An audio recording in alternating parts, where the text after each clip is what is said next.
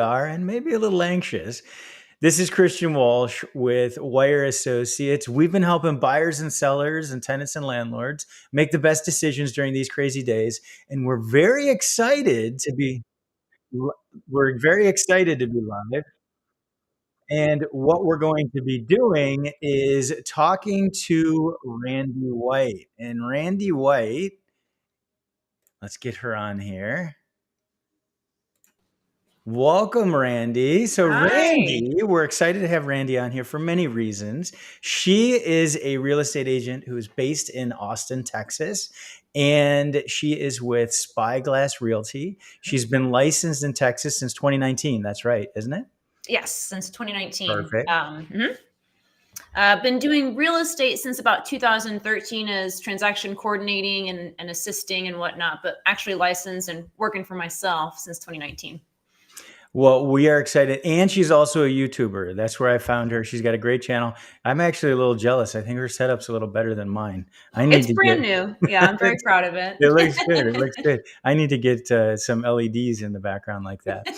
So the reason I brought Randi on is I am looking for boots on the ground housing market updates throughout the nation. And Randi's the first. She's a lucky first one.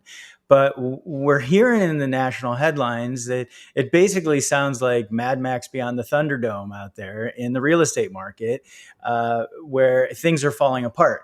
But what's helpful, as you've seen on my channel, you get the actual data of what's really going on. That's why we have Randi here, because she's going to give us the actual perspective of what is going on in Austin, Texas.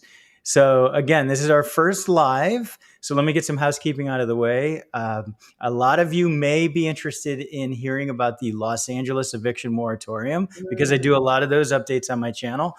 We're not doing that in this video, but we will be doing it in an upcoming video. So save those questions for that. And speaking of questions, put your questions in there. We want to answer your questions at some point in time. So start putting those in the box and we'll get to those in a bit. So, all right. So Randi, you ready to dive in or what? Let's do it. That sounds Okay. exciting. So let's start. Oh, that slide is a little bit later. We're going to be talking about why people in California are moving to Texas. So let's start here. So this is so fun to see. This was in Fortune magazine, and what it shows is where home prices are going to drop according to Goldman Sachs. And Moody's has had a similar thing as well, where they're showing which markets have been overheated. And you can see on there, Randi, that Austin is one of those markets. Looks like they're going to have about a 10% drop in values, according to Goldman Sachs. So is our neck of the woods as well. We're between LA and San Diego, and they're predicting a similar thing. So let me get off of this slide. Tell me, if you could, because you're out there in the trenches, what are you seeing right now as far as traffic at open houses? Maybe how many buyers are you taking out there? What do the offers look like?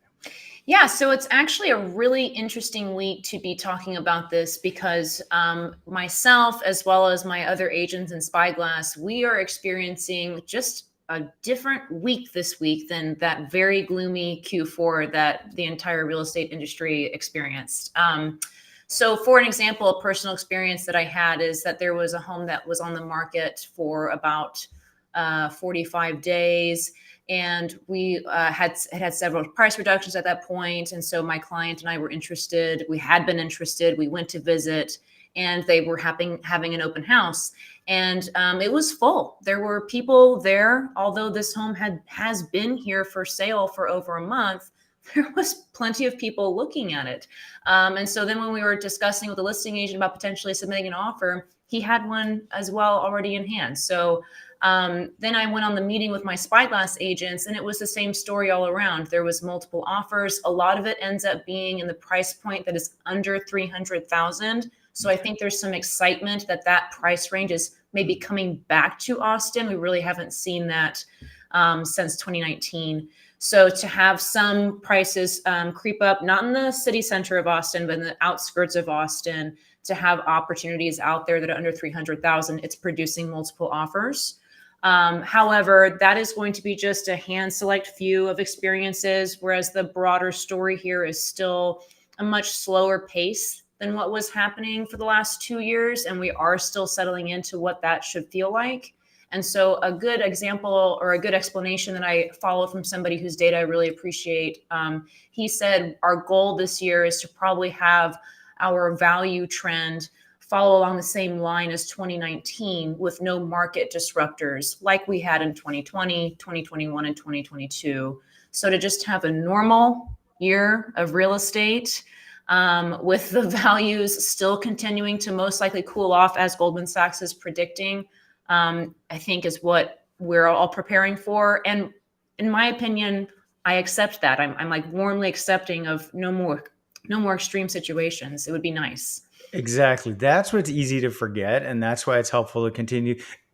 Excuse me. When we compare the data, we bring in data from 2018 and 2019. Mm-hmm. And that's for context and perspective, because if you take out 2020, 2021, and you take out the dip in 2022 and you look at more normal times, it's easy to forget that that's what a normal real estate market is. So, Yes. and in that vein, let's look at some data that I pulled. So I'm a big fan of Altos Research Reports. Mm-hmm. And you literally, what's cool when you have an account is you can search anywhere in the United States. So any zip code, any city, when you have an account. So I was able to search for Austin, Texas, and pull up that data. And Find our dirty laundry. yeah. So I pulled up Orange County, which is where I'm based, and one of the 6 Southern California counties I cover. And what I was able to see, oddly enough, when we look at inventory, is you guys in the city of Austin have the same inventory we have in all of Orange County. So we have, as of January 20th, about 1,700 active listings. And then I'll show you Austin. So similar thing, you guys have about 1,700 as well. Yes. So I thought that was fascinating that we have a similar level of homes for sale. Now, one difference I want to point out, and I want to get your perspective, here we can see, so this is just 3 years of coverage. So you can see where you guys are, where your inventory is dramatically above where it was in 2021 and 2022, which is the same for us, but it's also above 2020. And in fact, actually, let me show this. I pulled this. This is from Altos as well. So the green is Austin. The black is Orange County. So the inventory for you guys, if you look at this line, you had that big run up just like we did. Yes. And that was interest rates. It was daunting to watch. Oh my gosh. I know. And just getting anybody to do anything. Yeah. So tell me what happened, like during that time you were working with some buyers and sellers. Tell me what happened as interest rates are going up. I want to hear. So I was very lucky to offload my last few listings in the early fall. So we were able to still have lots of interest, have some options. We did need to, I always do my best foot forward with listings, and we do staging, we do photography, we do the improvements that I recommend. So some fresh paint in the house. And so the homes were done and presented well. And then we priced slightly under the active listings. We didn't use closed sales. We did active listings, and we made sure that we were the best deal in the neighborhood. And so we were able to close the listings, all of them within 30 days. But oh my gosh, they were so nervous. The sellers were in this strange space of, we had started talking before the interest rates did that. And so they had completely different expectations of how the sale would go. And then history is changing beneath their feet. And I just really felt for them. And I was really ready for this time of my career to be done, where I'm dealing with these poor sellers that had these incredible expectations of making so much money on their house, and then just get pulled out right from under their feet. So I was lucky enough to not be stuck during that Q4 with any listings. I just had buyers, and that was a really fun time for buyers. We were able, of course, the interest rates were the hot topic, and we had a lot of work to do with our lender on that front. but we were able to put all of that work and labor on the seller with concessions, because sellers are panicking and they're happy that we're looking at their house. And so whenever you just bring these two parties together and really talk through how to make the situation work out, you have happy clients. So that was how it was for me. How about for you? No, and it was a similar thing. And what I love that you shared is essentially they knew the market was shifting underneath them because you were giving them that update. And that's the key as well. Yeah. Giving them the awareness, showing them what's going on with the market, showing them that it's shifted and that it's a new, you have to be realistic in pricing and price drops. And Yeah. that's one thing as well that we saw were massive. We saw a huge percentage of price drops, higher than we've ever seen. And you're in Austin, it looks like it was about 60% of homes had price drops. And of Mhm. course, that's a bad thing. But it was also, I mean, with all the negative press, with agents getting in front of it, and with sellers being realistic, they dropped quicker than they may Yeah. have 10 years ago because it was a Yes. different time. It was a different zeitgeist. So It no, is really interesting to compare, yeah, what real estate would have been like today versus 10 or 15 years ago. So much quicker. Everything's yeah, going so much yeah. quicker. So it was unprecedented to see price drops so fast and so many of them. But that was also, I feel, what has helped correct the market so that it didn't drag into Q1 of this year and it's not going to drag into Q2. Inventory is down. Even in your market, I see inventory has ticked up, but it's Mhm. still not extremely high compared to years Right. past. So, Yes, yes, it is. It's interesting that the inventory issue is still here, that we have so much active inventory compared to our previous two years, but the new listings continue to just plummet. So yeah, it's that's like, what world are we in right now? Like, how no, many more honestly. curveballs can I handle? No, exactly. That's what's interesting because I was tracking the data from 2018. In November of 2018, interest rates almost hit 5%, which sounds Okay, ridiculous. Now, we'd love for interest rates I to hit know, 5%. right? But when that happened, immediately we saw a decrease in pending offers, so a decrease in the number of people Hmm. writing offers, and we Yeah. saw a big increase in new listings. So sellers are like, we better get on the market now. We have not had that. We've had the decrease in people writing offers, but we haven't had the increase in sellers, and that's been across the nation in general. And I'm trying to remember off the top of my head, but nationally, we're down. Basically, I think there's like 500,000 available homes in the nation, and there's Yes. easily supposed to be 2 or 3 times in a normal market. So, We actually had a really interesting local news report just released this week that the real estate network is upset about, because they're saying Austin sellers don't even think about selling your home this year. It's over 30, 45 days to sell your home and X amount of price reductions. And we're like, you're just making it worse. yeah. Don't give that information if you don't know how to read the data. Stop that. Exactly. No, that's the problem. And then you have to put into context. If you look at days on market and you compare, and in fact, let me go back to Altos. Now you got me all fired up. Now I want to look at the data. So, and I know it's a little hard to see on the screen, and I apologize for that, but we will have links so that you can actually take a look at this data. Um, so that's what's cool here in Altos is we can look at days on market. So let's see what the median days on market for Austin. Let me make sure. Yeah, I'm in Austin. And then let's look at the 90-day average. Okay. So it is up. So it's at 84 days, Yes. but you compare it to 2020, it was at 70 days. So it's Hmm. not up significantly. Where it is up significantly is if you look at 2021 and 2022. And then market segments, here's where it gets interesting too, where you can see the different price points. So this breaks it down into the quartiles. And basically in your market, it looks like everything's selling. Yeah, everything's selling about around that 67 to 70 day mark, no matter what the price is. Whereas if you go in the past, more expensive stuff takes longer to sell than Right. cheaper stuff. So anyway, all right, now you got me all fired up. Look at this. Well, let's switch gears.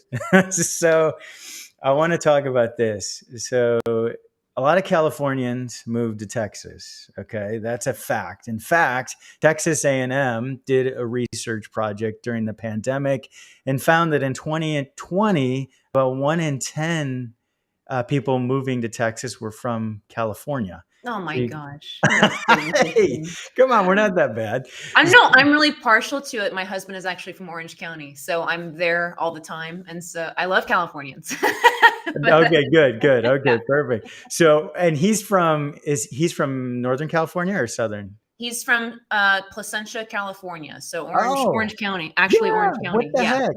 You guys got to stop by. I didn't know that. You got to Yeah, stop by and say hi we when do. you're Yeah, here. we absolutely will. So the interesting thing, so in this research that Texas A&M did, 1 in 10 Californians are moving, and it's the majority. If you look at this, the majority is from Southern California.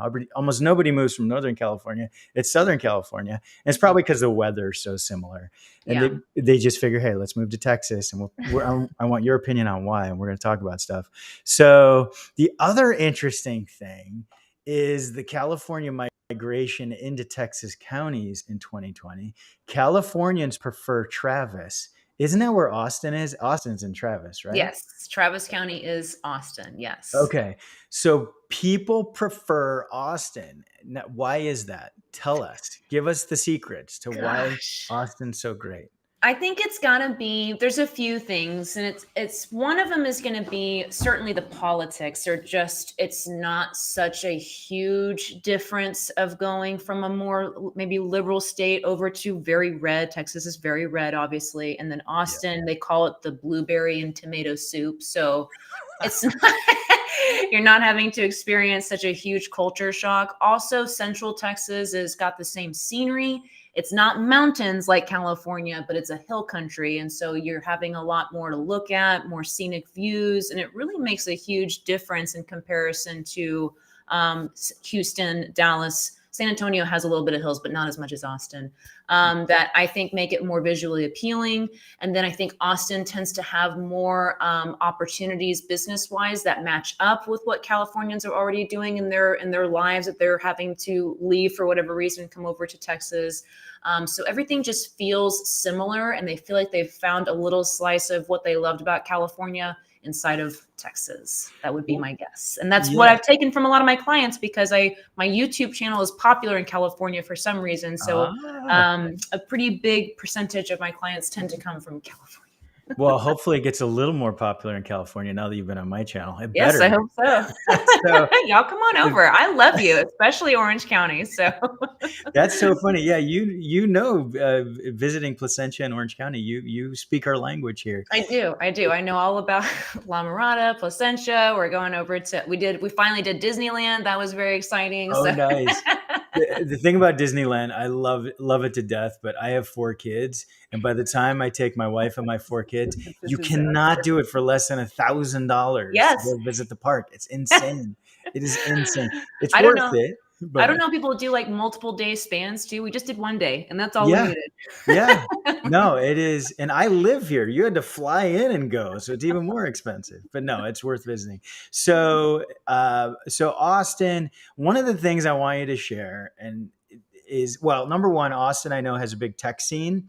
So Mhm. tell me more about that. And because that's another similar thing for Californians. They're used to the tech scene here.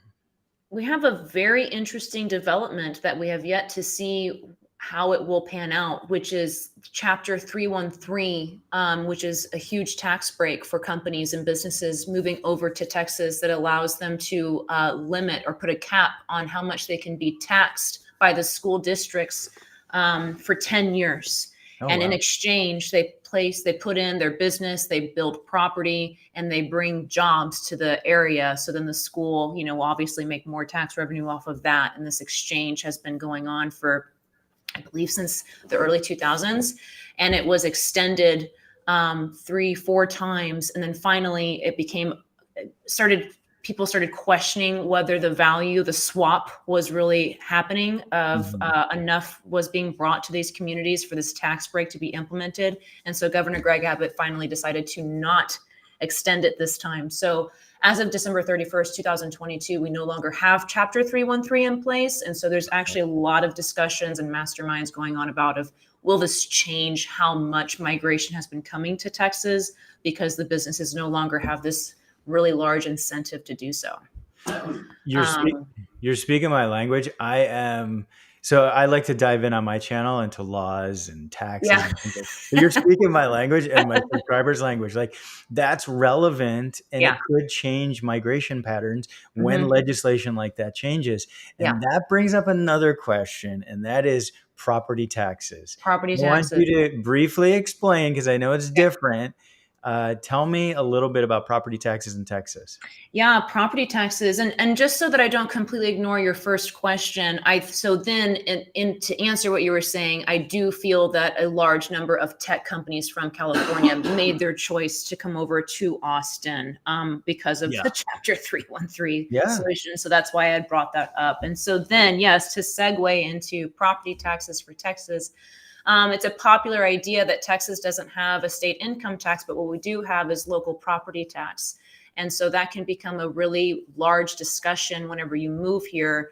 You need to really understand that that's going to be a very large part of your payment, especially with how high values are in Austin and even now the surrounding cities. I think the average price in Houston is now like in the 400s, and it used to be like you could get a house for under 200,000 all over the place.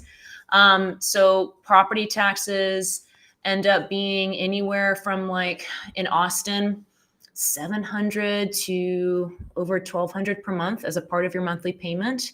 And that's going to really obviously depend on how much your home is valued at. And then it depends on what particular area you've purchased inside of. So what school districts are you tied to? What county are you tied to? What city are you tied to? What bonds are tied to that? The city and county and schools use bonds to do community projects that are paid back by the property tax dollars. So you want to make sure that you line up with your fellow neighbors on what you're going to vote on. So a really big example is a very large bond that was just voted for AISD. And you would be very angry at your neighbor if they voted yes and you voted no because because your property tax bill is now going to take another hit and increase more and more. And Austin tends to really favor these bonds, and they go all in on these community projects because they feel that that's a part of their culture and that they agree that this is going to be a good move and be progressive for Austin. And so for others that don't really follow that or believe in city and county mandated projects, you should really make sure that you pay attention to the fact that Austin does business that way. There are homestead exemptions. So you are allowed for now, you can take $40,000 off of your assessed value, so off of your taxable value, but they just talked about upping that to 70,000. It hasn't been solidified yet. So that'll be a huge bonus. And then there's also a homestead cap that your assessed value cannot be raised more than 10% every year. So that was a total godsend for the last 2 years whenever all of our values jumped up 40 or 50%. But if you owned and lived in your home and you have your homestead exemption in place, you only felt a 10% bump in that versus the full 40 to 50%. The people who did not get that protection are going to be the investors out there that have rental properties. And unfortunately, they felt the full force of property tax increases this last year. That's you know your stuff, and that's why you're on this channel. So just to let you know, again, you're speaking my language. This I want to unpack some of this, and shows you what a nerd I am. So you mentioned your property taxes would be like 700 to 1,200 a month. Is that right? Yeah, and that's going to be for properties that I tend to look at. So that's just the number that I have in mind. Well, So yeah. What would properties that that price are point be? How much would that like be? I usually tend to sell properties in the Okay. 600,000 range up to $1.5 million that's Okay. kind of where I tend to sell at. So yeah, like right now I'm looking at a contract for a buyer, and the property taxes are about 700 per month, and we're in the 600s. Okay. So it's just pretty astonishing. And then you also need to pay attention to the fact, hopefully this won't be going on much longer, but with the amazing amount of appreciation that we're experiencing in a year, it would be a battle between the buyer and seller at close of like, who's going to hold the bag for the more expensive taxes at the end, because title is just going to do projections. And so is the title company going to use last year's value, or do they get to start using the next year's value? And so that's been a heated battle as well. And you just try to do your best to explain the situation to both sides. Yeah, so we have a supplemental property tax bill, and it's very misunderstood, and it's going to be misunderstood in your area as well. It's basically it's because the properties being reassessed at a higher value, but property taxes are prorated in escrow. I don't know Yes. if you guys use escrow, but they're Yes. prorated on the existing value, so you get that lovely extra supplemental tax It bill. is not solidified that way for us. It can Oh, really really? it varies by title company and whether the values have been released and whether it's the official bill has been let out or not. And so you Oh really my have to talk gosh. to each title company that you work with and ask them, how are you going to do the prorated taxes? Are you going to use the previous value with the homestead exemption and the disability exemption and the senior citizen exemption, or are you going to do the new value? Ugh, it's just such a mess. So No, and that's property taxes. no, and again, this is probably some people are tuning out. Why are we? Actually, we did lose some viewers. Sorry, but I think this is important to talk about because when you're looking at pretty houses on Zillow, it's so easy to say, "Oh, hey, look at this place in Texas. Comes with an acre and it comes with horses and just silliness." And it's Yes. $1 million. Uh, and it sounds exciting to make that move, but we need if you're going to make that move, you talk to a professional like you to figure out exactly what that's going to mean. Yes. And I mean that. And then vice versa. If they're moving to Texas, from Texas to here, which is not as often, but they need to understand what are the advantages here. We have slightly lower property taxes. Mhm. It's basically 1% plus a little bit, depending on where you are.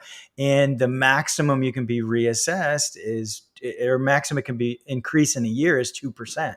So that's why you I'm end jealous up of with that. I remember you telling me that on our interview with each other. yeah, That's no. so great. Warren Buffett's home in Laguna Beach in Emerald Bay. I think it ended up selling for about 17 million. He owed lower property taxes than the house he owns in Omaha, where he grew up Oh in. my gosh. The property taxes were lower That's in Laguna Beach. So that's what one advantage to California. But well, look, we've been on now almost a half hour, and we scared everybody off of the property taxes. But let's at least try to answer a question here. Diane, I'm so happy to see you, Diane. Thanks for coming. Diane's great. She's a big supporter of my channel, and I appreciate it. I have a special place in my heart for Diane's because that was my mother-in-law's name. So anyway, no, I'll get emotional. But anyway, so Diane is asking about property taxes in Waco. And you may not know off the top of your head, but Randi, how can property taxes vary in different areas in Yeah, I Texas? can definitely help answer to that. So in Waco, Texas, I'm not going to know particularly how that will affect you number wise, but what you can do to figure out the answer for yourself, if there's actually a property that you like, then just pull the thing to do is to pull up their county appraisal district website for Waco and Mhm. look up that address, and then you will see all of the school districts that you're tied to, the county and the city, what bonds and what you're paying out per property. And then from what I have understood is that Dallas and Austin both tend, and so the Waco area, I would assume, are going to all tend to be on the higher side for property taxes. But I can't answer that for sure. Yeah, no, that's helpful advice. So it's good to know that there's a big variety. Whereas here, the property taxes do vary slightly, and we have additional bonds that we call Mellorews, et cetera. You have to look up each property at the end of the day, Yes. no Yeah. matter Even if you where you're feel like, buying. well, I'm still in the city of Austin, so it should be similar. That's not the case, really. There's so many different people feeding into your property taxes that Yeah, you just want to make sure that you just look it up for each house is the safest way to go. no, this is great. This is great. Now we scared people because of property taxes. Let's end this out. Just give me a few predictions for where Austin's market is headed for 2023. That's an easy one, right? I'm sure. It yes, it is. It is. It's so far. What's happened on our average closed sales is we have already dipped under what we were doing last year at this time. So I think we're in the like around 550, and this time last year we were around 580, and the trend line shows that we'll even continue to dip under what we were um, February of 2023 to 2021. So we're going to even start to dip under 2021 values. But perhaps that was just a necessary evil anyway. I mean, it was becoming extremely unaffordable here for the lifestyle that Austin has. I mean, we do have some very high paying jobs here, but we also have a lot of the median or the average income here is 80,000. So we just can't really support home values that were at that level. Yeah. So all of the current homeowners just kind of need to buckle in and be prepared for that scenario. And I think in the end, it's just better for all of us anyway. But I do, aside from that note, my biggest hope for the market and for the Austin area is for us to just have a normal real estate year, just like 2019, where buyers and sellers can both get things that they need out of the sale and nobody is pinned up against the wall for any reason, because I think that makes the world a better place. So that's No, what my forecast is. And that's what I I hope agree. to A do it. win-win in a real estate deal is definitely the route to go. The extreme pendulum, when it swings too far for buyers or too far for sellers, that's no Yeah. fun for anybody. No, that's an interesting prediction, and it'll be interesting to see what does happen to prices. Affordability is a big issue across the nation, so prices do need to soften on some level. The good news, as long as people have their jobs and prices don't drop 25, 30, 40% or more, they're going to stay in their homes and they'll be happy to continue to pay because things will turn back around. Yes. But, well, I can't thank you enough for joining us, Randi. It was great to get your perspective on Austin, and I'm probably going to swing back to hear how things are again. Yes, I I would don't know love how that. often, but Yeah. maybe at least once a quarter, because I want to know really, like I said, the boots on the ground, what is really going on out there that we're not just seeing in a headline that's essentially clickbait. So Yes. thanks again. We have your contact info. We've been running Mhm. that through the live stream so people can reach Okay, out to great. you. And then we have the info in the description below as well. So thank you again. Yes. Thank And you for having me. This was a great time. one other thing, Randi does live stream, so she's done many. So I Yes. want you to grade this live stream, Randi. How did we do together? It's not just me. How did we do together? What do you give it out of 10? What is it? How was this? For me, couldn't tell if you're asking your For us audience or if you're together. asking me. No, I'm Oh, this asking one. you. I What did mean, you? to me, I know that you said we kept scaring people off with our property tax information, but I feel like that's pretty gold content there. And then we both had some I great things to say about each other's areas. So for me, it was a 10. It's a great live Yes, stream. I could not agree more. I think it was maybe even a 10 and a half or an 11. But all right, I'll let you go. Thanks again for everything. I appreciate Okay. it.